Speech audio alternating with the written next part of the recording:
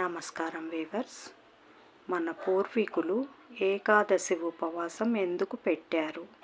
ఉపవాసం ఉండి ఏకాదశి రోజు జాగరణ చేస్తే పుణ్యం, పరమశివునికి ప్రీతికరమని చెప్పి చేస్తున్న ఈ జాగరణలో ఎంతో ఆరోగ్య రహస్యం ఉంది.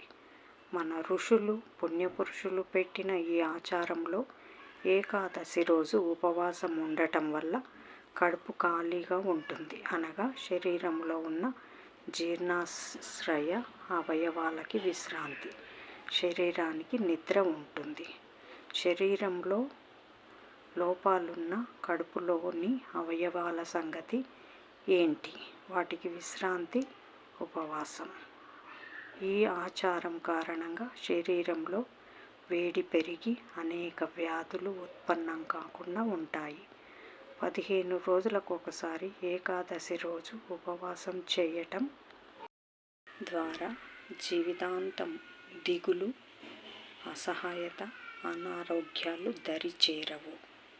జై సాయిరామ్.